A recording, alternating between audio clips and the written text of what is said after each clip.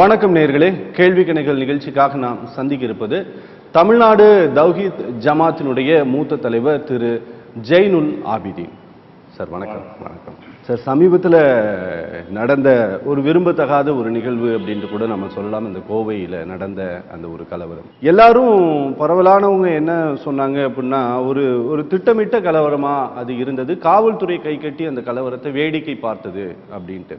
நாங்கள் சில காவல்துறை அதிகாரிகள்கிட்ட பேசும்போது இது ஒரு கம்யூனல் கிளாஷ் ஆகிறதுக்கு அதிகமான வாய்ப்பு இருக்குது, அதனால காவல்துறை கொஞ்சம் அமைதி காத்தது அப்படிங்கிற மாதிரியான ஒரு சாதுரியமான ஒரு பதில்களை சொல்றாங்க அப்படின்னு வச்சுக்கோங்களேன். ஒரு நபர் கொல்லப்படுறார் அப்படிங்கும்போது கொல்லப்பட்ட அடுத்த சில மணி நேரங்களிலே இது ஒரு கம்யூனல் கிளாஷ் அப்படிங்கிற ஒரு முடிவுக்கு போலீசார் வர்றதுக்கு என்ன காரணம்? கோயம்புத்தூரை பொறுத்த வரைக்கும் ஏற்கனவே ஒரு கலவரம் நடந்திருக்கு. அந்த கலவரத்தில் அதாவது ஒடுக்கப்பட்ட சமுதாயத்து மக்களுக்கு முஸ்லீம்கள் மேலே எந்த ஒரு பகையும் கிடையாது. கலவர நேரத்தில் காவல்துறையினர் அவங்களை கட்டவிழ்த்து விட்டாங்க. அப்போ உள்ள நுழைந்து பல்லாயிரம் கோடி ரூபாய்களை சூறையாடினாங்க, கொள்ளையடிச்சாங்க. அனைத்துமே காவல்துறை ஆதரவோடு நடந்தது. இந்த ஒரு பதிவு அவங்க உள்ளத்தில் இருக்கிறதுனால இந்த ஊர்வலத்தில் நம்ம கலந்து கொண்டால் அதே மாதிரி காவல்துறையினர் நம்மளை விடுவாங்க, கொள்ளையடிக்க விடுவாங்க, லூட்டிங் பண்ணுறதுக்கு அனுமதிப்பாங்க, கண்டுகொள்ளாமல் இருப்பாங்க என்ற ஒரு கருத்துருவாக்கம் அந்த மக்களுடைய உள்ளங்களில் இருந்தது. அதனால தான் அந்த கூட்டமும் அவங்களுக்கு எந்த ஒரு சப்போர்ட் இப்போ கிடையாது. அந்த இந்து முன்னணி இந்துத்துவாவுக்குள்ள கோயம்புத்தூரில் பேஸ்லாம் இழந்துட்டாங்க. இப்போ அதிகமான கூட்டம் வந்ததுக்கு காரணம் என்னென்னு கேட்டால், இந்த ஒரு காரணத்தை பயன்படுத்தி கொண்டு நம்ம கொள்ளையடிக்கலாம், அது காவல்துறை ஏற்கனவே மௌனமாக இருந்ததை போல இருப்பார்கள் நினைத்தாங்க. அதனால தான் அது காவல்துறையினர் அந்த மாதிரி எதுவும் வந்துடக்கூடாது என்பதற்காக வேண்டி இந்த கருத்தை சொல்லியிருக்கலாம். ஆனால் அந்த கலவரம் நடக்கும் ஊர்வலத்தில் அதிகமான மக்கள் வர்றாங்கன்னு சொல்லும் பொழுது காவல்துறையினர் கூடுதலாக ஃபோர்ஸை இறக்கி இருக்கணும். ஏன்னு கேட்டால் பக்கத்தில் தான் இராணுவ தலைமை இருக்கிறது, ரிசர்வ் படையெல்லாம் இருக்கிறது. சீக்கிரமே ஒரு அரை மணி நேரத்தில் சேரக்கூடிய தூரத்தில் அப்படி இருந்தும் கூட அந்த மாதிரி படைகளெல்லாம் தெரிவிக்காமல் இருக்கிற போலீஸ்களை வைத்துக்கொண்டு எங்களுக்கு படை பத்தலை, 500 பேர் இருக்கான், நாங்கள் 50 பேர் நிற்கிறோம் என்று ஒரு பதிலை சொல்லிக்கொண்டு அவங்க அந்த கலவரம் பண்ணும் பொழுது வேடிக்கை தான் பார்க்க முடிஞ்சு. குறைந்த எண்ணிக்கை இருந்து அப்படி தான் செய்வாங்க. குறைந்த எண்ணிக்கை இருக்கும் பொழுது காவல்துறையினர் ஏற்று நிற்க மாட்டாங்க. அதே நேரத்தில் ஏற்கனவே திட்டமிட்டு உயர் அதிகாரிகள் முடிவு செஞ்சு இருந்தால் குறைந்த எண்ணிக்கை இல்லாமல் படையை குவித்திருந்தால் இந்த அசம்பாவிதங்கள்லாம் இல்லாமல் அல்ல ரொம்ப குறைவான அளவில் நடக்கிற விதத்தில் இதை கையாண்டிருக்கலாம். அந்த வகையில் அவங்க தவறு செஞ்சிருக்கிறாங்க. ஆனால் அதுக்கு அடுத்த நாட்களில் எந்த ஒரு குற்றவாளியும் தப்பிக்காத வகையில் ரொம்ப கரெக்டான முறையில் அந்த வீடியோ ஆதாரங்கள் சாட்சிகளை வைத்து ஒரு 800 பேர் அளவுக்கு அவங்க லிஸ்ட் எடுத்து 97 பேர், ஆமாம், 300-400 பேர் வரைக்கும் இப்போ அரெஸ்ட் பண்ணியிருக்கிறாங்க. அதற்குரிய பிரிவின்களையும் வழக்கு போட்டிருக்கிறாங்க. ஃபார்மாலிட்டியா போடாமல் சரியான பிரிவுகள். அந்த வகையில் எங்களுக்கு திருப்தி இருக்கிறது. ஆனால் அதை தடுத்திருக்கலாம். இது செஞ்சுட்டு வழக்கு போடுவதை விட அதை நடக்காமலே தடுத்திருப்பதற்கு வாய்ப்பு கோயம்புத்தூருக்கு ஜாஸ்தியாக இருந்தது. வேற ஊர்களுக்கு இந்த படைகளை தெரிவிக்கிறது சிரமமானது. கோயம்புத்தூருக்கு பக்கத்திலே இராணுவத்தெல்லாம் சூலூர்லேருந்து ஒரு செகண்டில் கூப்பிட்டுலாம். அந்த மாதிரியான வாய்ப்புகள்லாம் அவங்களுக்கு இருந்திருக்கும் பொழுது அதை யூஸ் பண்ணாமல் இருக்கிற கோயம்புத்தூர் போலீஸில் வச்சே எல்லா பக்கமும் இப்போ சமாளிக்கலாம் நினைத்து அவங்க ஒரு தப்பு கணக்கு போட்டாங்க. அதான் அடிப்படை காரணம். நீங்கள் சொல்கிறீங்க ஒரு பெரிய தொண்டர்கள் சப்போர்ட் எல்லாம் நீங்கள் அந்த இந்து முன்னணிக்கு இல்லை அப்படின்ட்டு நீங்கள் சொல்கிறீங்க. நீங்கள் அந்த பஸ்ஸு அடித்து உடைக்கிறவங்க அந்த ஆட்டோவை தீ வச்சு கொளுத்துற அந்த காட்சிகள் எல்லாம் நீங்கள் பார்க்கும்போது அங்கே இந்து முன்னணி கொடிக்கு சமமாக பிஜேபி கொடி இருந்தது. அதை கவனிச்சிங்களா? பிஜேபி இருந்தாங்க. இந்து முன்னணிக்காக பிஜேபி களத்தில் இறங்கியிருக்கு. பிஜேபி இந்து முன்னணி எல்லாம் ஒன்று தானே. ஒரு பல பேர்களில் அவங்க களத்தில் நிற்பாங்களே தவிர எல்லாருமே ஒன்றுக்குள்ள ஒன்று தான். ஆமாம், அது பிஜேபி இருந்தாங்க. அதாவது இந்து முன்னணி அமைப்பினர் கொல்லப்பட்டா பிஜேபி களத்துக்கு வருவாங்க, கண்டிப்பா வருவாங்க. முஸ்லீமுக்கு எதிரான ஒரு வெறுப்பை விதைக்கக்கூடிய பிரச்சனையாக இருந்தால் சரி எல்லாரும் ஒன்னா இறங்குவாங்க. அங்க எந்த பாகுபாடும் பாகுபாடு பார்க்க அவங்களும் 1000 கருத்து வேறுபாடு இருந்தாலும் இது தங்களை வளர்ப்பதற்கு இது உதவும், இந்துக்களின் பாதுகாவலர் நம்ம காட்டிக்கொள்ளலாம். முஸ்லீமுக்கு எதிரான எந்த இஷ்யூ வந்தாலும் நம்ம ஒன்னா திரண்டுருவோங்கிற அடிப்படையில் அவங்க செய்வாங்க. சசிகுமார் கொல்லப்பட்டதுக்கும் முஸ்லீமுக்கு எதிரான ஒரு நிலைப்பாட்டுக்கும் என்ன அதாவது தொடர்பு? எங்களுக்கு தொடர்பே கிடையாது. ஆனா முஸ்லீம் தான் செய்தாண்டு அவங்க சித்தரிக்கிறாங்கல்ல. யார் சித்தரிக்கிறாங்க? இந்துத்துவ சக்திகள் புறம் அப்படித்தானே செய்யறாங்க. போஸ்டர் அடிச்சு விட்டிருந்தாங்கல்ல, சசிகுமாரை கொலை செய்த முஸ்லீம் ரவுடிகளை குண்டர்களை கைது செய் முஸ்லீம் பயங்கரவாதிகளை கைது செய்து சூரட்டி அடிச்சு விட்டுறாங்க. அப்ப சம்பவம் நடந்திருக்கு, யார் செஞ்சான்னு தெரியல, புலன் விசாரணை இல்லை, இன்னைக்கு வரைக்கும் மாநில போலீஸுக்கு முடியாம, லோக்கல் போலீஸுக்கு முடியாம சிபிசிஐல கொடுத்துருக்காங்க. அப்ப வழக்கு துப்பு துளங்காம இருக்கிற ஒரு நேரத்தில் முஸ்லீம் தான் செய்தான் என்பதை சித்தரிப்பதற்கு இதை பயன்படுத்துறாங்க. எதுல தான் அப்படி செய்யறாங்க, இந்த சுவாதி கொலை அப்படிதான் செஞ்சாங்க. ஆரம்பத்தில் ஒரு முஸ்லீம் தான் அதை செஞ்சாங்கிற மாதிரி கொண்டு வந்தாங்க. அப்ப எது நடந்தாலும் முஸ்லீம் மேல போடுவது என்பதை ஒரு வழிமுறையாக தொடர்ந்து வைத்துக் கொண்டிருக்கிறார்கள். இப்போ நேற்று கூட வேலூர்ல ஒரு சம்பவம் நடந்திருக்கு, நேற்றைய இன்னைக்கு பேப்பர்லாம் வந்திருக்குது. ஒரு இந்து மக்கள் கட்சியை சேர்ந்தவர் வெட்டப்பட்டாரு, வெட்டியவரை கை மையமா பிடிச்சு விட்டாங்க. பிடிச்சதுனால அது வேற ஒரு தகராறுக்காக நடந்திருக்குது, முஸ்லீம் அல்லன்னு தெரிஞ்சு போச்சு. அவங்க பிடிபடலன்னு நினைஞ்சிருப்பாங்க, இந்து தலைவர்களுக்கு பாதுகாப்பு இல்லை, ஒரு இந்து கொல்லப்பட்டால் 10 முஸ்லீமை கொல்லணும் என்றெல்லாம் பதிவுகளை போடுறாங்க. அப்ப முஸ்லீம்கள் இதை செய்தார்கள் என்று அரசாங்கம் சொன்னிச்சா, சாட்சியம் இருந்துச்சா, வழக்கு போட்டிருக்காங்களா, கண்டுபிடிச்சிருக்காங்களா, எதுவுமே நடக்கல இன்னைக்கு தேதி வரைக்கும். ஆனால் முஸ்லீம் மேல போட்டுட்டோம்னு சொன்னா நம்புவாங்க, இந்து மக்கள் நம்புவாங்கன்னு அவங்க நினைக்கிறாங்க. ஆனா அதுல தோத்துட்டாங்க. நினைக்கிற மக்கள் அப்படி நினைக்கல, கோயம்புத்தூர் மக்கள் அப்படி நினைக்கல. இல்ல, இவங்க கூட நம்ம ஒரு 797 பேர் கைது செய்யப்பட்டிருக்காங்க. அதுல கூட என்னன்னா கூட்டத்தோட கூட்டமா வந்தவங்க அப்படின்ட்டு நம்ம அவங்களை எடுத்துக்கலாம்.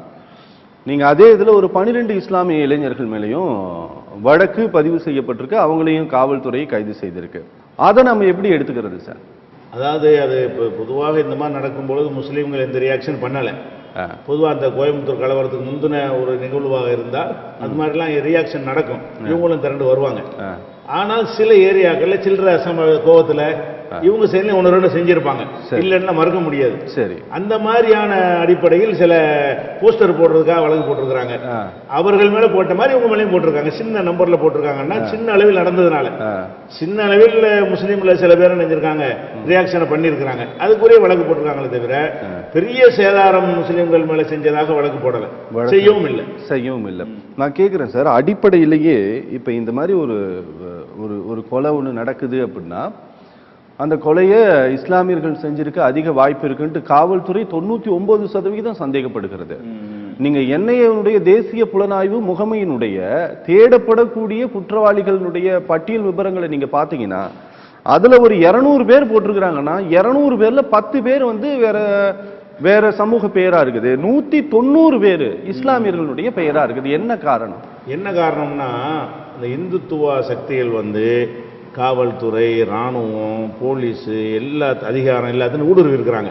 இது ஊடகம் வரைக்கும் நான் இடைமறிக்கிறதுக்கு நீங்க மன்னிக்கணும். நான் இந்த ஆண்டு காலகட்டம் சொல்லல, பிஜேபி ஆட்சிக்கு வர்றதுக்கு முன்னாடி இருந்த நேரத்துல இருந்து அந்த பெயர்களுடைய பட்டியல் அப்படியே தான் இருக்கு. நானும் முன்னாடி உள்ளதான் சொல்றேன், இவங்க ஆட்சிக்கு வந்து ஊடுருவனாங்கன்னு சொல்லல. சரி, இவர்கள் போலீஸ்ல போய் சேருவதற்கு ஆட்சியில் இருக்க அவசியம் கிடையாது. சரி, சேர்த்து விடுவாங்க, ராணுவத்துல சேர்த்து விடுவாங்க, அதிகாரிகளாக ஐபிஎஸ் படிக்க வைப்பாங்க, வழக்கறிஞர் ஆக்குவாங்க, நீதிபதி ஆக்குவாங்க. இந்த திட்டத்தை வந்து அவங்க ஆட்சியில் இல்லாத பொழுது கனகச்சிதமாக நிறைவேற்றி வைத்திருக்கிறார்கள் எல்லா துறையிலையும். ஊடகங்கள் பூரா காங்கிரஸ் ஆட்சி இருக்கும்போது அவங்க இருந்தது, காங்கிரஸில் ஆட்சி இருந்ததை தவிர அதிகமான ஊடகங்கள் வந்து அவங்களால் வார்த்தெடுக்கப்பட்டவர்கள் தான் எல்லா ஊடகங்களையும் நடத்தி கொண்டிருக்கிறார்கள். அந்த வாய்ப்பு இருக்கிறதுனால அவங்க என்ன பண்ணுறாங்கன்னா, நம்முடைய இதை பலத்தை தக்க வைத்துக் கொள்வதாக இருந்தால் எந்த தீவிரவாத செயலையும் முஸ்லீம் செய்கிறான் என்று போடணும், அதை பயமுறுத்தி நம்ம ஒற்றுமைன்னு காட்டிக்கொள்ளணும், முஸ்லீம் மேல ஒரு பழிய போட வேண்டும், அதன் மூலமாக இந்துக்களை வந்து வென்றெடுக்கணும், நாங்கள் தான் இந்துக்களுக்கு பாதுகாவலர்னு சொல்லணும்னு நினைப்பாங்க. அதில் என்ன செய்வாங்கன்னு கேட்டால் அவங்களே செஞ்சுட்டு முஸ்லீம் மேலேயும் போடுவாங்க. அதாவது முஸ்லீம் யாருன்னு தெரியாத போது முஸ்லீம் மேலே போடுவாங்க, அவர்களே அந்த பயங்கரவாத செயலை செய்வார்கள், செய்துவிட்டு அவர்களே என்ன செய்வாங்கன்னு கேட்டால் முஸ்லீம் மேலேயும் பழி போடுவாங்க. அதுக்கு ஏராளமான உதாரணங்களை சொல்லலாம். உதாரணம் மாலேகான் குண்டுவெடிப்பு நடந்தது உங்களுக்கு தெரியும். அந்த மாலேகான் குண்டுவெடிப்பு நடந்த இடத்துல வந்து உருது மொழி பிரசுரங்கள், தொப்பி எல்லாம் கிடக்குது, போட்டு போன மாதிரி ஒரு சித்தரித்து அது முஸ்லீம் தான் அதை செய்தார்கள் என்று சொல்லி முஸ்லீம்கள் மேலே வழக்கும் போட்டு அவங்க கைதும் செய்யப்பட்டு ஜெயிலையும் இருந்தாங்க. அப்போ பள்ளிவாசலில் ஒரு இஸ்லாமிய சமூகம் இருக்கிற இடத்துல போய் முஸ்லீம்களே கொண்டு வச்சு எப்படி முஸ்லீம் செய்வான், இந்த பசங்க அப்படி பசங்க இல்லைன்னு சொல்லி மக்கள்லாம் போராட்டம் பண்ணாங்க. அப்புறம் விசேஷ புலனாய்வு குழுன்னு ஒரு படையை போட்டு அவங்க வந்து விசாரித்தாங்க, கார்கரை போட்டு விசாரித்தாங்க. விசாரிச்சில் என்ன ஆகுதுன்னு கேட்டால் அந்த குண்டை வச்சது வந்து அசிமானந்தாங்கிற ஒரு சாமியாரும் பிரக்யா சிங்கிற பெண் சாமியாரும் அது மாதிரி கர்னலாக இருந்த இராணுவத்தில் உள்ள அதிகாரிகளுடைய உடந்தையோடு இது செஞ்சாங்க என்பது நிரூபணமாகி இப்போ ஜெயிலில் இருந்துகிட்டு இருக்கிறாங்க. ஆனால் அது பல வருடங்களாக முஸ்லீம் செஞ்சதாக இருந்தது. ஊடகங்களில் அதிகார பட்டியலில் எல்லாத்துலேயும் பார்த்தீங்கன்னா அது முஸ்லீம் தான் அதை செய்தார்கள். அது மாதிரி அஜ்மீரில் உள்ளது சம்ஜாதா எக்ஸ்பிரஸ் எல்லாமே அவங்க தான் செஞ்சுருக்கிறாங்க. அப்போ முஸ்லீம் மேலே பழி போடுவதற்கு உதவும் என்று சொன்னால் அவங்க இந்துக்களையும் கொள்ளுவாங்க, இந்துக்களையும் தாக்கிவிட்டு இந்துக்களையும் அழித்து விட்டு இதன் மூலம் வந்து இந்துக்களை நாங்கள் தான் பாதுகாக்கிறோம், உங்களுக்கு பாதுகாப்பான ஒரு இயக்கம் நாங்கள் தான், முஸ்லீமை கொல்லணும்னு சொல்லி வேறு எந்த கொள்கையும் அஜெண்டாவும் கிடையாது, நாட்டை முன்னேற்ற அந்த மாதிரி அஜெண்டாவும் அவங்களுக்கு கிடையாது. அவங்களுடைய பலமே என்னன்னு கேட்டால் முஸ்லீமை அச்சுறுத்தக்கூடிய ஒரு சக்தியாக நிலவோட இதன் செய்கிற மாதிரி புருஷா பயங்கரமாக காட்டி அதிலிருந்து நாங்கள் தான் உங்களை பாதுகாப்போம் அப்படிங்கிறத உண்டாக்குறதுக்கு தான் இந்த அவ்வளவு காரியங்களையும் செய்கிறாங்க. இப்போ கூட நீங்கள் எடுத்துட்டீங்கன்னா சில ஆர்எஸ்எஸ் அலுவலகங்களில் திண்டுக்கல்லில் பல ஊர்களில் பெட்ரோல் பம்ப் வீசியிருக்கிறாங்க. கடைசியில் அவர் கைது செய்யப்பட்டிருக்கார், சிவசேனாவை சேர்ந்தவர் திண்டுக்கல்லில். ஏன் செய்கிறாருன்னு கேட்டால் அவங்க முஸ்லீம்களை போடுறதுக்காக வேண்டி சிவசேனாக்காரர் பிஜேபி அலுவலகத்தில் போய் பெட்ரோல் பம்ப் போடுறாரு. இந்த சம்பவத்தை ஒட்டி கோயம்புத்தூர் சம்பவத்தை ஒட்டி நடந்த சம்பவம். அதில் வந்து அந்த சிவசேனாவை சேர்ந்த திண்டுக்கல் நகர தலைவர் வந்து கைது செய்யப்படுறார். போலீஸார் கண்டுபிடிச்சிட்டாங்க. கண்டுபிடிக்கலன்னா முஸ்லீமில் தான் வந்திருக்கும். சில ஏதோ துப்புகள் கேமராக்கள் இருந்து கண்டுபிடிக்கப்பட்டு விட்டால் நாங்கள் தப்பிச்சோம். கண்டுபிடிக்கப்படலைன்னு சொன்னால் இந்துத்துவ இயக்கங்களில் முஸ்லீம் குண்டு போட்டான், பெட்ரோல் பாம்பு போட்டான்னு சொல்லி பரப்பி அதன் மூலமாக முஸ்லீமுக்கு எதிராக ஒரு சக்தியை திரட்டலாம், இந்து மக்களை ஏமாற்றலாம் நினைக்கிறாங்க. பெரிய எதிரி மாதிரி கேட்டு இல்லாத நாங்கள் சின்ன சமுதாயம், நாங்கள் ஒரு பெரிய சமுதாயத்தை எதிராக ஒன்றும் செஞ்சிட முடியாது. ஆனாலும் குண்டு வச்சுருக்கான், பயங்கர ஆயுதம் வச்சுருக்கான்னு ஒரு பயத்தை காட்டிட்டோம்னு சொன்னால் அப்போ இவங்கள்ட்ட நம்ம தப்பிக்கிறதுக்காக நமக்கு ஒரு பலமான ஒரு அமைப்பு வேணும் என்று இந்துக்களை நம்ப வைக்கிறது. தப்பிக்கிறதுக்குன்னா என்ன பண்ணுறாங்க, கொண்டு வைக்கிறாங்கல்ல, நாங்கள் தான் உங்களுக்கு நடவடிக்கை எடுப்போம், உங்களை காப்பாற்றுவோம் அப்படிங்கிற ஒரு ஒரு எண்ணம். முஸ்லீம்களை ஒழிக்கிறதுக்கு நாங்கள் தான் நிற்கிறோம், இந்த ஒரு இதுக்காக தான் செய்கிறாங்க. அதாவது இங்கே வந்து நம்ம நடக்கலை அப்படின்னு சொல்லலாம். நம்ம பாகிஸ்தானில் நம்ம பார்க்குறோம், ஆப்கானிஸ்தானில் பார்க்குறோம், நைஜீரியா, சூடான், ரஷ்யா எல்லா இடங்களையும் நம்ம பார்க்குறோம். இஸ்லாத்தின் பெயரால் சில தவறான காரியங்கள் நடக்குதுன்னு சொல்லிட்டு அதே மாதிரி இங்கே நடக்க வாய்ப்பு இருக்குன்ட்டு ஒரு சந்தேகம் கூட படக்கூடாதா இந்த அரசாங்கம்? படலாம். சந்தேகப்படுவதாக இருந்தால் அதற்குரிய காரண காரியங்கள் இருக்கணும் சந்தேகப்படுவதற்கு. அப்போ ஆப்கானிஸ்தானில் நடக்குது என்று சொன்னால் அவங்களுடைய தாக்குதல் எல்லாம் அமெரிக்கா நம்ம நாட்டை ஆக்கிரமிக்குது, அதை விடக்கூடாது, அமெரிக்காவுடைய கைப்பாவையான ஒரு அரசாங்கம் வந்து நம்மளை ஆள விடக்கூடாதுன்னு சொல்லி அவங்க தாக்குறதுக்கு ஒரு வெளிப்படையான காரணம் இருக்குது. ஈராக்குக்கு அந்த காரணம் தான் இருக்கிறது. அப்போ முஸ்லீம் நாடுகளில் வந்து அமெரிக்காவை இன்னொரு நாட்டை ஆக்கிரமித்து பெட்ரோல் வளத்தை சுரண்டுதுங்கும் போது ஒரு சுதந்திர போருங்கிற ஒரு உணர்வோடு அந்த மக்கள் வந்து தாக்குவாங்க. இங்கே வந்து அப்படி செய்வதற்கு எங்களுக்கு என்ன ஒரு அவசியம் இருக்குது? இந்தியாவில் இந்தியாவை ஆக்கிரமிச்சிட்டாங்களா, எங்கள் நாடா, எங்கள் கையில் அதிகாரம் இருக்குதா, யாராவது பறிச்சுக்கிட்டாங்களா, எங்களுக்கு யாராவது போட்டிக்கு வந்துட்டாங்களா, நாங்கள் விருப்படைந்து ஏதாவது செய்வதற்கு எங்களுக்கு ஒன்றுமே இல்லையே, ஒரு சோர்ஸுமே இல்லையே. அப்போ அவங்களோட எதிர்த்து போரிடுவதற்குரிய எந்த ஒரு காரணமும் எங்களுக்கு இல்லைங்கிற போது அப்போ எங்களை போய் சந்தேகப்படணும். அதை தான் நான் கேட்குறேன் சார். ஒரு சோர்ஸுமே எதுவுமே இல்லாத ஒரு சமூகத்தை நீங்கள் இந்துத்துவா குறி வைக்குதுன்னு சொல்லிகிட்டே இருக்கிறீங்க. ஆமாம், ஏன் அப்படி சொல்லிகிட்டே இருக்கிறீங்க? ஏன் குறி வைக்குன்னு சொல்கிறோம்னு கேட்டால் அவங்க வந்து ஒரு 2 சீட்டு கூட இல்லாத ஒரு நிலையில் ஜனசங்கத்தை ஆரம்பித்தாங்க. சரி, இன்னைக்கு வந்து 100, 180 வந்து அப்புறம் ஆட்சிக்கு வந்து இப்போ தனி மெஜாரிட்டியில் ஆட்சிக்கு வந்துட்டாங்க, மெஜாரிட்டியில். அப்போ இந்த வளர்ச்சிக்கு என்ன காரணம்னு நீங்கள் சொல்கிறீங்க? என்ன இஸ்லாமிய எதிர்ப்பு மட்டுமே காரணம்? இஸ்லாமிய எதிர்ப்பு மட்டும்தான் காரணம். பக்கத்தில் பாகிஸ்தான் வர இருக்குதா பயங்காட்டுவதற்கு நாங்கள்லாம் பாகிஸ்தான்காரன்றது. சார் நீங்கள் இல்லை ஒரே ஒரு நிமிஷம், நீங்கள் சொல்கிறீங்க 20 கோடி மக்கள் இருக்கிறாங்க அப்படின்னு சொல்லிட்டு 130 கோடி ஜனத்தொகை இருக்கு. இந்த 20 கோடி மக்களை எதிர்த்தா 110 கோடி மக்கள் நமக்கு ஓட்டு போடுவாங்கன்ட்டு ஒரு கட்சி நினைக்குதான்னு கேட்குறேன். 110 கோடியும் போட மாட்டாங்க, 30% ஓட்டுலாம் அவர் ஆட்சிக்கு வந்திருக்காரு. சரி, அந்த 30 கண்டிப்பாக போடுவாங்க. அதாவது அந்த 30% வாக்கில் தான் மோடி ஆட்சிக்கு வந்திருக்காரு. தவிர 110 கோடி மக்கள் ஆதரவு நமக்கு கிடைக்கும் ஒரு கணக்கு பண்றாங்க. ஆனால் 30 கிடைச்சாலும் போதுங்கிறேன். அவங்க இந்த மாதிரி வெறியை ஊட்டி அதை நாங்கள்லாம் பாகிஸ்தான்காரங்க, நாட்டுக்கு விசுவாசமாக இருக்க மாட்டோம் அப்படின்னு ஒரு கருத்தை உண்டாக்கி இவர்களை இவர்களை எதிர்த்தா தான் நம்ம வந்து நாட்டை பாதுகாக்க முடியும், இவங்க பாகிஸ்தான் நம்மளை தாக்கிடுவான், பாகிஸ்தான் தாக்கும்போது இவங்கெல்லாம் அவங்க சப்போர்ட்டாக நிற்பாங்க, அப்போ அதுக்கு தகுந்த மாதிரி ஒரு கவர்மெண்ட் நமக்கு இருக்குன்னு, இந்துத்துவா கவர்மெண்ட் இருந்தால் தான் சரியாக வரும் என்கிற மாதிரி அப்படி தான் தேர்தலுக்கு முந்தையும் பேசினார். தலையறுத்து போட்டு உடனே ராணுவ வீரர் தலையறுத்து போட்டு போயிட்டாங்களா பாகிஸ்தானில். அப்போ என்ன செஞ்சார் மோடி? சொன்னார், அரை மணி நேரத்தில் நான் போய் நுழைஞ்சு என்ன செய்வேன், தூக்கிட்டு வந்துடுவேன் பிடிச்சவங்களே சொன்னார். அப்போ அந்த கான்செப்டில் தான் நம்ம பாகிஸ்தான்ங்கிற அடிப்படையில் தான் இதை உண்டாக்கிட்டு இருக்கிறாங்க. அதனால எங்களை ஒரு பாகிஸ்தான்காரன் என்றோ பயங்கரவாதி என்று சித்தரித்தால் அந்த மக்களில் ஒரு 30% பேர் இன்னைக்கு வந்துட்டாங்க. 2, 3 இருந்து 30% பேர் உங்களோட ஆதரவு பெற்று நீங்கள் ஆட்சிக்கு வந்துட்டாங்க. அதில் வெற்றி அடைஞ்சிருக்கிறாங்க. எல்லா மக்களும் இப்படி நம்பிட மாட்டாங்க. அது இப்போ சரிஞ்சிக்கிட்டு வருது, அது ஒரு விஷயம்.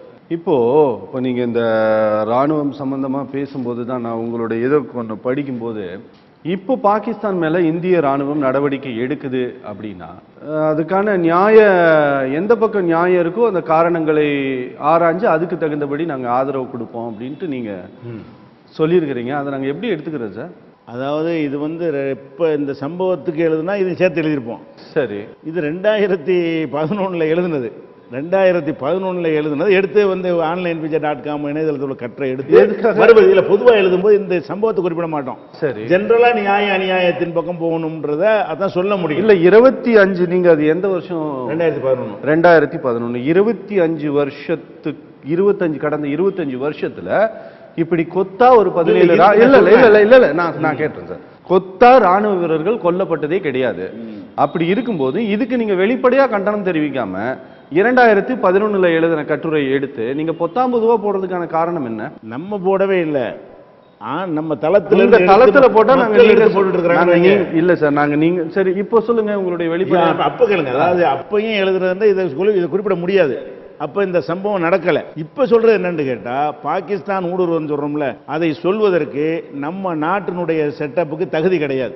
எது பாகிஸ்தான் ஊடுருவிட்டான், பாகிஸ்தான் அடிச்சிட்டு போறாங்கிறோம்ல, அதை சொல்வதற்கு வெக்கப்படணும். ஏன்னு கேட்டா, அவன் அந்த பாகிஸ்தான் தாக்குன இடம் வந்து பார்டர்ல இல்ல, உள்ள வந்து பல கிலோமீட்டர் வந்து அடிச்சிட்டு போறான். அது வரைக்கும் இந்த ராணுவம் என்ன செஞ்சாங்க என்ற கேள்வி நம்ம கேட்கிறோம். அதே மாதிரி கார்கில் போர் நடந்துச்சுல, அந்த கார்கில் வரைக்கும் இந்தியாவுக்குள்ள நுழைஞ்சி பல கிலோமீட்டர் வந்து மலைக்கு மேலே குடியிருந்து அவன் வெப்பன்ஸ்லாம் ரெடி பண்ணி வைத்துக்கொண்டு ஒரு ஆடு மேய்க்கிறவன் சொன்ன பிறகுதான் இப்போ என்ன செஞ்சாங்க, அது இருந்த அரசாங்கத்துக்கு தெரிஞ்சிச்சு. அப்போ நாட்டில் உள்ள உளவுத்துறை டோட்டல் ஃபெயிலியரா. நீங்க பாகிஸ்தானுக்கு ஆதரவு தெரிவிக்கிறீங்களா? ஆதரவு தெரிவிக்கல.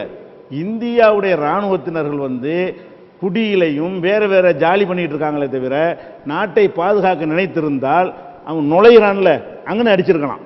எங்க வந்து அடிச்சிட்டு போறான் ராணுவம். நீங்க உங்களுக்கு தெரியும் அப்படின்னு நான் நம்புறேன். நான் 100%. அந்த யூரி அப்படிங்கிற பகுதி எப்படி இருக்கும்னு நீங்க பாத்தீங்கன்னா 2 மலைகளுக்கு இடையில இருக்கக்கூடிய மலை முகடுகளுக்கு இடையில இருக்கக்கூடிய ஒரு பகுதி. அவ்வளவா மனிதர்கள் ரொம்ப மிக கரடுமுரடான ஒரு பகுதி அது. நீங்க அங்க இருந்து கஷ்டப்பட்டு இருக்கக்கூடிய ஒரு ராணுவ வீரர்களை அவங்க உள்ள நுழைஞ்சிட்டாங்க அப்படிங்கிறதுக்காக நம்ம ரொம்ப வெக்கப்படணும்.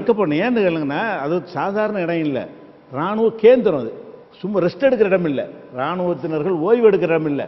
ஒரு கேந்திரத்தை எப்படி கண்காணிக்கணும்? நம்ம ராணுவத்துறைய தலைமையகம்னு சொல்லி கொண்டோமே, ஆனால் அதை எப்படி கண்காணிக்கணும், எவ்வளோ தூரத்தில் கண்காணிக்கணும், எந்தெந்த வழியில் எவன ஒரு காட்டுப்பகுதியில் இருக்கிற இடமாவே இருக்கட்டும், அதை கண்காணிக்க வேண்டிய விதத்தில் கண்காணித்து இருந்தால் இந்த 19 பேர் அவங்க கொல்லப்பட்டிருக்க மாட்டாங்க. அவன் நுழையும் பொழுது அவனை காலி பண்ணியிருக்கலாம். அப்போ இந்த எதிரிகள் உள்ள நுழைகிற அளவுக்கு பலவீனமான நிலையில் தான் எல்லை இருக்கிறது என்பதை பல சந்தர்ப்பத்தில் நம்ம பார்க்குறோம். இதுக்கு முந்தைய 3 மாசத்துக்கு முந்தைய நடந்துச்சு சார். நீங்க பாருங்க, குஜராத் பார்டர்ல இந்த மாதிரி சம்பவம் நடக்கிறது கிடையாது. உங்களுக்கு வந்து நம்ம மேற்கு வங்க பார்டர்ல இந்த மாதிரி சம்பவம் அதிகமா நடக்கிறது கிடையாது. அங்க போதைப் பொருள் அதிகமா வருது. இந்த மாதிரியான விஷயங்கள் தான் அதிகம். அத்துமீறல் வேணா நடக்குது. 3 மாசம் முன்னாடி குஜராத் பார்டர்ல நடந்துச்சு. இல்ல நடந்தது சார். இந்த அளவு தாக்கிட்டு போனாங்கல்ல. இல்ல, ஆனா நான் ரொம்ப வெளிப்படையாவே கேட்கிறேன். இப்ப நீங்க இவ்வளோ சொல்றீங்க இல்லையா, இந்திய ராணுவத்தின் மேல வெறுப்புல இருக்கக்கூடிய இஸ்லாமியர்கள் ஏன் பாகிஸ்தான் தீவிரவாதிகளுக்கு உதவி செய்யக்கூடாது? யாருக்கு? பாகிஸ்தான் உதவி இல்ல, ஊடுருவல்காரர்களுக்கு ஏன் உதவி செய்யக்கூடாது? நான் என்ன கேட்கிறேன், பாகிஸ்தான்காரனுக்கு அங்க உள்ள காஷ்மீர்ல பிரச்சனை இருக்கனால உதவி செய்யலாம். அதுல பிரச்சனை இல்லை. செஞ்சிருக்க வாய்ப்பு இருக்கலாம். நான் என்ன சொன்னேன், வாய்ப்பு இருக்கலாம்னு நினைக்கும் பொழுது ஒரு அரசாங்கம் எப்படி அதை கண்காணிக்கணும் நான் கேட்கிறேன். அரசாங்கத்தினுடைய வேலை என்ன? வாய்ப்பு இருக்கிறதுக்கு பதில் சொன்னா 21 உயிர் வந்துருமா, 19 உயிர் வந்துருமா? நம்ம ராணுவத்தை இழந்திருக்கோம் என்று சொன்னால் அதை இழக்காமல் தடுப்பதுதான் ஒரு நல்ல நிர்வாகத்துக்கு அழகே தவிர இழக்க விட்டது குற்றம். இப்போ போய் தாக்குன தவறுன்னு சொல்லலை, கரெக்டாக செஞ்சிருக்கிறாங்க. முகாமை போய் அழிச்சிருக்காங்க. அழிச்சு இருந்தால் அது வந்து வரவேற்கத்தக்க ஒரு விஷயம், கண்டிப்பாக பாராட்டுவோம். அநியாயம் செய்யலை, அவன் தாக்கிட்டு போனதுக்கான ஒரு பதிலடியை கொடுத்துருக்கிறார்கள். அதையும் அந்த ஆர்டிக்கல் இருக்குது. அந்த பாகிஸ்தான் பக்கம் நிற்க வேண்டிய தேவையில்லைன்னு நம்ம எழுதியிருக்கிறோம். அப்போ என்ன பிரச்சனை என்று கேட்டால், பாகிஸ்தானுடைய இந்த தாக்குதல் விஷயம் இருக்குல்ல, அதில் எங்களுக்கு வேறு விதமான சந்தேகங்கள் இருக்கிறது. என்ன சந்தேகம் என்றால், இப்போ எலெக்ஷன்லாம் வரப்போகிறது. இந்த சம்பவத்துக்கு பிறகு நாட்டு மக்கள் மத்தியில் ஒரு தேசமே பாதுகாப்பற்றதாக இருக்கிறது, சரியில்லைங்கிற ஒரு கருத்து உருவாக்கம் மக்களுக்கு ஏற்பட்டிருக்கிறது. இந்த இராணுவ வீரர்கள் கொல்லப்பட்டதும் அதுக்கு முன்னாடி தொடர் தாக்குதல்கள்னாலையும். இல்லை, எந்த நாட்டில் உண்டாயிருக்கு? நம்ம நாட்டு மக்கள் மத்தியில் மக்கள் மத்தியிலேயே என்ன இப்படி வந்து அடிச்சுட்டு போகிறான், நம்ம என்ன நிர்வாகம் பண்ணுறோம், அப்புறம் கையாளாகாத அரசாங்கம்ங்கிற மாதிரியான ஒரு கருத்து மக்கள்கிட்ட விதைக்கப்பட்டு இருந்துச்சு. அது வந்து தேர்தலில் பாதிக்கப்படும். சார் நீங்க கையாலாகாத அரசாங்கம்னு சொல்றதை விட இந்த நாட்டின் மேல பற்றில்லாத மக்கள் அங்க அதிகமா இருக்கிறாங்க, நம்ம எடுத்துக்க கூடாதா? எங்க அந்த காஷ்மீர்ல இருந்துட்டு போறாங்க. நான் என்ன கேட்கறேன்னா, காஷ்மீருக்கு தாண்டியுள்ள எல்லையில தானே நீங்க பாதுகாக்கணும். எல்லையை நீங்க பாதுகாக்க வேண்டிய அவன் உள்ளதானே இருப்பான். அதாவது பாக்கி காஷ்மீர் 2 துண்டா இருக்குது, ஒரு துண்டு அவங்ககிட்ட இருக்குது, ஒரு துண்டு நம்மள்கிட்ட இருக்குது. ரெண்டுக்கு நடுவில் நம்ம பாதுகாப்படைய நிப்பாட்டணுமா இல்லையா? நிப்பாட்டி அதை கண்காணித்து இருந்தால் வந்திருக்க இயலுமா? இவன் எவனாவே இருந்துட்டு போறான், காட்டி கொடுக்குறான், உதவி செஞ்சுட்டு போறான், அது நமக்கு இது ப்ரூஃப் ஆகலை. இவங்களே சொல்லல. இன்னைக்கு நாம இங்க உட்காந்து நம்ம வெறுமனே அவங்களே அந்த இடத்துல இருக்கிறவங்களுக்கு தான் தெரியும் எந்த அளவு கண்காணிக்க சொல்லலை. இந்த தாக்குதலுக்கு உள்ளூர் வாசிகளுடைய உதவி காரணம் என்று மத்திய அரசாங்கமோ உளவுத்துறையோ ராணுவமோ இதுவரைக்கும் சொல்லவில்லை. ஊகமா தான் நீங்க கேட்கறீங்க. அதை அவங்க அந்த குற்றச்சாட்டு சொல்லவே இல்லை. விசாரிச்சுட்டு இருக்குது சார், விசாரிச்சுட்டு சந்தேக வளையத்திற்குள்ள சில நபர்கள் இருக்கிறாங்க. இருக்கலாம், இருந்தாலும் அது காரணம் அதை சொல்லி தப்பிச்சுக்கிற இயலுமா? இவங்க கடமையை செஞ்சாங்களாங்கிறத நம்ம பார்ப்போம். அப்படி இருக்கிறான்னா கூடுதல் கவனிப்போல இருக்கணும் நான் சொல்றேன். அப்படி நீங்க காஷ்மீர் விவகாரத்தை ரொம்ப நல்லா கவனிச்சாவே தெரியும். நம்ம ஊருக்குள்ள உள்ளூர் போலீஸினுடைய வாகனத்தின் மேல கன்னிவெடி தாக்குதல் நடத்தப்படும். ராணுவ வாகனம் ரோந்து போகும்போது அதன் மேல தாக்குதல் நடத்தப்படும். அதாவது ஊருக்குள்ளேயே நான் சொல்றேன். அதாவது எல்லையை ஒட்டி இருக்கக்கூடிய மாவட்டங்கள்ல அப்படி இருக்கும்போது நீங்க இப்ப நடந்த இந்த ஒரு சம்பவம் அப்படிங்கிறது ரொம்ப பார்டர்ல நடந்திருக்குது. எல்லா இடங்கள்லயுமே கண்காணிப்பு வளையத்திற்குள்ள ஒரு ராணுவம் வந்து பாதுகாத்துரும் அப்படின்ட்டு எல்லாம் கிடையாது. அங்க இருக்கக்கூடிய மக்களையும் நம்பி தான் எல்லாருமே இருப்பாங்க. மக்கள் நம்பகத்தன்மை இல்லாம இருக்கும்போது ராணுவம் மட்டும் என்ன சார் பண்ண முடியும்? அதாவது நீங்க பிரிச்சு பார்க்கணும். அதாவது காஷ்மீர் மக்களோட ராணுவத்துக்கு உள்ள சண்டையில இவன் வந்து பாட்டி சம்பந்தத்தெல்லாம் சுட்டு ஒரு செய்தியும் வரல, பாம்பெலாம் வீசல, கல்லை விட்டு தான் அடிக்கிறான். இவனுக்கு உள்ளது என்னென்று இதுல இருந்து அவனுக்கு தீவிர தொடர்புலாம் கிடையாதுன்னு தெரியுது. காஷ்மீர் பெல்லட்டு குண்டுகளை போடுறாங்க, அந்த அளவுக்கு பயங்கரமான பாதிப்புகளை ஏற்படுத்தி இருக்கிறாங்க. நூற்றுக்கணக்கான பேரை காலி பண்ணியிருக்கிறாங்க. 78 நாள் ஊரடங்கு உத்தரவு போடப்படுது. இவ்வளவு பெரிய கொந்தளிப்புல இருந்தும் கூட அவங்க குண்டு வச்சாங்களா? அவங்க ஏதாவது இந்த மாதிரி ஒரு வெப்பன்ஸ் வச்சு ஏதாவது தாக்குதல் பண்ணியிருக்காங்களா? இல்லை, வைக்கிறதுக்கு வாய்ப்பு கிடைக்காம போயிருக்கலாம். வாய்ப்பு கிடைக்காம இருக்கும், அது பிரச்சனை இல்லை, அது நம்மளா சொல்லிக்கிறது. அது செய்யறாங்க, அழகா செய்யலாம். செய்ய நினைச்சாங்கன்னு சொன்னா, ஒரு மாநில மக்களே நினைச்சாங்கன்னு சொன்னா அதெல்லாம் பெரிய விஷயம் கிடையாது. அவங்களுக்கு நாட்டம் கிடையாது. அந்த காஷ்மீர் மக்களை பொறுத்த வரைக்கும் அவங்க அமைதி விரும்புகிற மக்கள் தான். அந்த ஒரு நல்லா தெரிகிறது. அது வேற விஷயம். இது ராணுவத்துக்குள்ள விஷயம். இது அந்த காஷ்மீர் மக்கள் அப்படி செய்யற காரணத்தினால அவன் வந்து ஊடுருவி அடிக்கிற அளவுக்கு இவங்க விட்டாங்கன்னு நம்ம கேட்குறோம். இல்லை, ஏன் சார் அப்படி ஒரு 70 நாள் நடந்த ஒரு சம்பவத்தை பயன்படுத்தி ஏன் ஊடுருவி வந்திருக்க முடியாது? இல்லை, ஊடுருவி வருவான்ட்டு ஏன் விளங்கலன்னு நான் கேட்குறேன். வந்திருக்கலாம், வந்தே இருக்கட்டுமே. நான் கேட்குறேன் என்ன தெரியுமா, 70 நாள் ஊரடங்கு போற அளவுக்கு இருக்குது. அப்ப எவ்வளவு கண்காணிப்பா எல்லையை பாதுகாக்கணும். இல்ல, இவங்க எல்லையை பாதுகாக்காம காஷ்மீர் பெண்களை கற்பழிக்கிறதுல தான் இறங்கிட்டு இருக்காங்க. அதான் நடக்கிறது. உண்மை. நீங்க இப்படி அபாண்டமான குற்றச்சாட்டு ஆதாரத்தோடு இருக்கிறது. அவ்வளவு ஆதாரத்தோடு நீங்க கொடுத்தீங்கன்னா நான் போறதுக்கு ஏதாவது உங்க மேல ஏதாவது வழக்கு சம்பந்தப்பட்ட துறை அதை நீங்க தான் எதிர்க்க கண்டிப்பா ஆதாரம் இருக்குது. சரி, ஆதாரம் இல்ல இல்ல நான் சொல்றேன். இல்ல இல்ல ஒரு நிமிஷம் சார், நான் சொல்லிடுறேன். நீங்க இப்ப நடந்த சம்பவத்துக்கு காரணமோ ராணுவம் வந்து அங்க கற்பழிப்புல அதிகமா ஈடுபட்டதான் காரணம் அப்படின்னு நீங்க சொல்றீங்க. இல்ல இல்ல, அதுவும் நடந்ததுங்க. அதுவும் பல விஷயங்கள் இருக்குது. உங்ககிட்ட ஏதாவது ஆதாரம் இருந்ததுன்னா நீங்க கொடுங்க, அதை போடுறதுக்கு நான் தயாரா. சட்ட ரீதியா ஏதாவது வழக்கு வந்தா நீங்க சந்திச்சு. இது வந்து நாம சொல்லக்கூடிய இந்த செய்தி ஆங்கில நாளிதழ்கள்ல வந்து அவங்க மேல வழக்கு போடல. நாளிதழ்கள்ல நிறைய வரும் சார், எல்லாத்தையும் நீங்க வழக்கு போடலங்க. இல்ல நான் சொல்றேன், இல்ல இந்த மாதிரி விஷயம் வழக்கு போட்டு. திரு ஜெய்னுல் ஆபிதீனுக்கு இந்த இந்திய அரசாங்கத்தின் மேலையும் இந்திய ராணுவத்தின் மேலையும் நம்பிக்கை இருக்கா? முதல்ல நாட்டு மக்களுக்கு குறைஞ்சு போச்சு. உங்களுக்கு இருக்கா சார்? நாட்டு மக்கள் நான் ஒரு ஆள் தானே. உங்களுக்கு இல்ல? ஆமா, இல்ல, குறைஞ்சு போச்சு. ஏன் சொன்னா, நம்ம நாட்டு பார்லிமெண்ட்லும் தாக்குறான். எந்த ஆட்சி இருந்தாலும் சரி, பாராளுமன்றத்திலும் தாக்கிட்டு போனான்னு சொல்றோம். ஒரு பாராளுமன்றத்தை தாக்குற அளவுக்கு பலவீனமா நம்ம இருக்கலாமா? எந்த நாட்டிலே நடக்குமா? எந்த ஒரு நாட்டிலேயாவது ராணுவ பாதுகாப்பு உள்ள இந்தியாவுடைய அடையாள சின்னம் பார்லிமெண்ட் இல்ல. அந்த தாக்குதலுக்கெல்லாம் பின்னாடி காரணமா யாராவே இருக்கட்டும், இது ஒரு பதிலாங்கிறேன். ஒரு அரசாங்கம் சொல்ற பதிலா இது? நீங்க சொல்லலாம் பத்திரிகையாளர், ஒரு அரசாங்கத்தினுடைய பதில் இப்படியா இருக்கிறது? நாங்கள் வந்து தாக்கிட்டு போயிட்டு, அப்ப நீ எதுக்கு ஆட்சியில் இருக்கிற? உன்னை ஆட்சியில் வைத்திருப்பது இதெல்லாம் நடக்கக்கூடாதுன்னு தடுப்பதற்கு தான். அது ஏன் செஞ்சுட்டான் தெரியுமான்னு காரணம் சொன்னா, நீங்க இந்த அரசுக்கு எதிரான என்ன இந்த அரசுக்கு எதிராக இல்ல. பார்லிமெண்ட் தாக்குதல் இல்ல நான் கேக்குறேன், இந்திய அரசாங்கத்திற்கு எதிரான என்ன ஓட்டம் கொண்டவரா ஜெயினுல் ஆபிதீன்? இந்திய அரசாங்கத்துக்கு எதிரானது இல்ல. நம்பிக்கை இல்லைன்னு சொன்னா நாங்க எப்படி எடுத்துக்கிறோம்? இந்தியாவை ஆளக்கூடிய ஆட்சியாளர்கள் மீது. காங்கிரஸ் ஆண்டா உங்களுக்கு காங்கிரஸ் ஆளும் போது பார்லிமெண்ட் தாக்கிட்டு போனான். அதை தான் கேட்கறேன், உங்களுக்கு யார் மேலதான் நம்பிக்கை இருக்கு சார்? பொறுப்பே இல்லை யாருக்கும், பொறுப்பா செய்யுங்கிறான். நம்ம சொல்ற விஷயம் என்னன்னு கேட்டா, ஆட்சியில் இருக்கிறவங்க என்னென்ன நடக்கும்னு தூரத்தில் கவனிக்கணும், விளைவுகளை கவனிக்கணும், பாதுகாக்கப்பட வேண்டியவங்களை ஒழுங்கா பாதுகாக்கணும், அதுல கூடுதல் கவனம் செலுத்தணும். கலவரம் செய்வதற்கும் அடுத்தவங்க தாக்கு சிறுபான்மை அளிக்கிறதுக்கும் கவனம் செலுத்தினாங்கன்னா நாட்டில் வந்து அவங்களுக்கு பொறுப்பு இல்லாமல் போயிடும். திரு ஜெயினுல் ஆபிதீனுடைய வார்த்தைகளை கேட்டு அது சரியா இருக்கும் அப்படின்ட்டு நம்புறதுக்கு பல லட்சக்கணக்கான இளைஞர்கள் இன்னைக்கு இருக்கிறாங்க. அப்படிங்கும்போது நீங்க இப்படி பேசிட்டு இருந்தீங்க அப்படின்னா ஒரு பெரிய ஒரு தவறான ஒரு தலைமுறையை உருவாக்குறீங்கன்னு நாங்க ஏன் நினைக்க கூடாது? இல்ல, நாங்க உருவாக்குறோம்னா தேசபக்தி அதிகரிக்கிற பேச்சு நான் பேசுறதெல்லாம் எப்படி? அரசாங்கம் இது மாதிரி விடக்கூடாது, இன்னும் கடுமையா இருக்க வேண்டும், கண்காணிப்புன்னு சொன்னா இது வந்து குற்றம் சொல்றது வருமா? நாடு ஒழுங்கா கண்காணிப்பு. எனக்கு மக்களுக்கே இந்த நாட்டின் மேல கேட்கறேன், உங்களை திருப்பி நான் கேட்கறேன். சொல்லுங்க. கோயமுத்தூர் கலவரத்தை பத்தி கேள்வி கேட்டீங்க. அப்ப அந்த போலீஸ்காரனுக்கு ஒரு நியாயம் இருந்து நீங்க ஏன் போலீஸ்காரன் தடுக்கணும்னு கேட்டீங்க. போலீஸ்காரன் தடுக்காம இருந்ததுக்கு நியாயம் இருந்திருக்கும்ல? தடுக்காம இருந்ததுக்கு நியாயம் இருக்கா? அப்படி இல்ல, அதுக்கு என்ன சொல்லுவீங்கன்னா அதுக்கு ஒரு காரணம் சொல்லிட்டு இருப்போம். நான் காரணமே சொல்லல சார்.